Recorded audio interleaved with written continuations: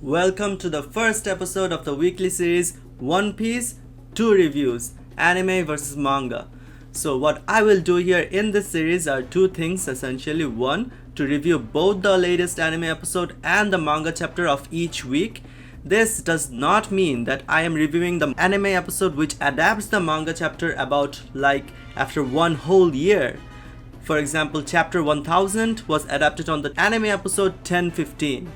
No, I am rather reviewing every week's manga chapter with that very same week's anime episode. Why, you ask? Well, if you haven't checked out this video, I have a theory that almost every week's manga chapter has some parallels with that week's anime. Yes, it's crazy. In this series, I am also giving my thoughts on the anime episode and the chapter of every week as well. Well, what about break weeks where the manga chapter doesn't come out, especially at the end of December?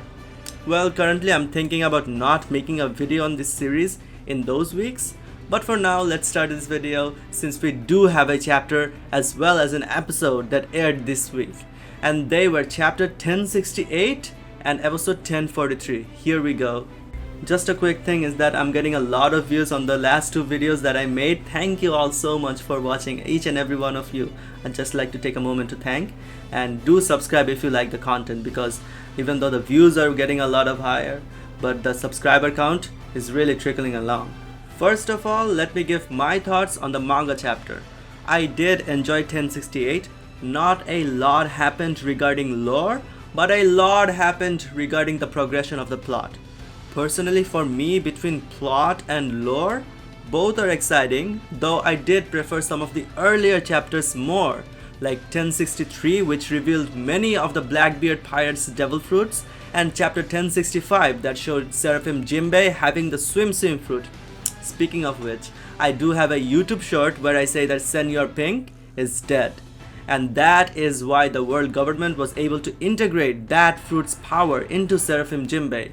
I don't think that Vegapunk was able to extract the lineage factors of the devil fruits to such an extent that he could reproduce entire devil fruit abilities. In my opinion, Kaido's devil fruit was a one and only thing.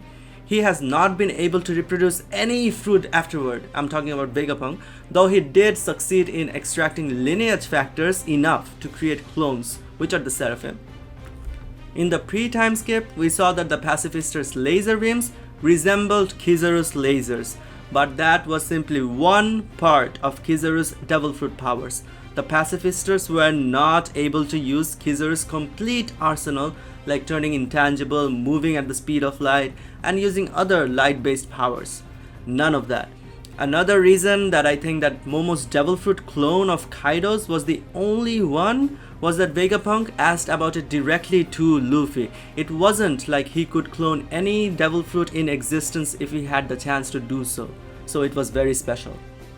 The thing about this theory of mine is that it could very well be debunked very soon. As in chapter 1068, we see that Shakaf calls for S-Snake, S-Hawk, and S-Shark to come tackle the CP0 situation. If they arrive in the next chapter or very soon, we will know if S-Snake has her own devil fruit and if S-Hawk has another character's devil fruit, because we know that Mihawk doesn't have a devil fruit as far as we know. If at least S-Snake has Boa's Mero devil fruit, then I'll take an L, as Boa clearly isn't dead yet, the original Boa. We have also seen S-Snake in action in Amazon Lily, and not a single person was shown to have turned to stone. As for Jinbei, we also know that he doesn't have a devil fruit, but S-Shark has the swim fruit. Now, what about S-Bear?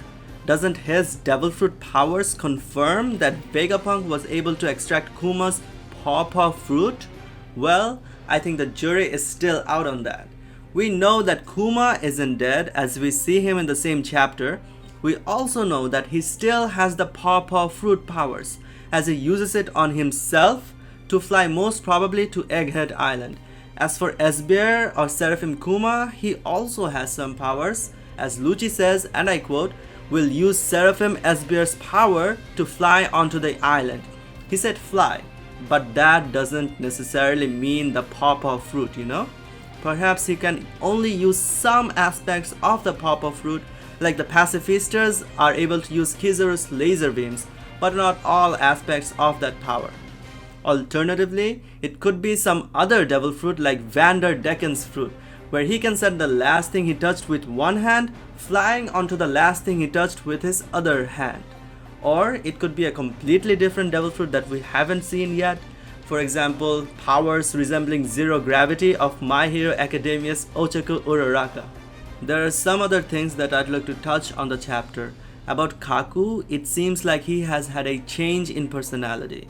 He is very goofy now, as shown in the chapter, whereas he used to have the gag of being a little shy and reserved and pretending that everything's alright, like saying that oh no, he likes giraffes. Whereas Jabra used to be the one laughing at him like an extrovert. So they had the dynamic of like a Zoro and a Sanji, you know? So this could tie into how devil fruits change a person's entire personality. We saw a significant change in Khalifa's personality right after she ate the devil fruit. And now it seems like Kaku's personality has changed even further. Perhaps a devil fruit brings out the true version of someone's character? Something they try to keep dormant within them and hide? Like Khalifa used to complain of sexual harassment, but then she herself harassed Sanji and Nami with the soap fruit. Similarly, Kaku used to hide behind his flaws, but now is very outgoing. On Water 7, before the reveal of Kaku being a member of CP9, he was actually shown to have a very jolly personality, and he used to soar freely and carelessly all over the island. Now, after having had the giraffe devil fruit for a while, that side of his personality is brought out to the surface. Perhaps that is even the real Kaku instead of the CP9 Kaku in his lobby. Just some food for thought. If I were to rate the chapter, I would give it a solid 8 out of 10. It was pretty good and made the gears in my head spin. However, I also felt that it missed the oomph of the other chapters like the recent ones like large lore dumps and crazy reveals. Another miss for me was Vegapunk and Jinbei saying that many wars in the One Piece world happen due to resources that produce energy. Really? I don't even remember any such instance. Perhaps the war about Worth or soil in Skypiea, could that be classified as something like that? And the rain dance powder on Alabasta? Perhaps, but not that much. Anyway, now it's time for my review of the One Piece anime episode 1043. Many people were actually criticizing last week's episode 1042, for extending Robin's flashback. Though the episode wasn't perfect, I really liked that Robin's flashback was extended. I could be in the minority, but I very much enjoy when scenes are extended for a good purpose, like Kiku vs Kanjuro and Yamato's flashback about Ace. I think that the majority of the One Piece fanbase did really enjoy them, even though they can be classified as filler. Those were really good anime scenes which were rushed through in the manga, I feel. Of course, extending a manga scene with new anime scenes is, you can say, better than extending a flashback, something which has already happened just to extend the anime. Again, I agree that many scenes in the anime are stretched, such as Luffy vs Urashima. However, this flashback of Robin helped the scene in my opinion. In the manga, for me, it felt too quick.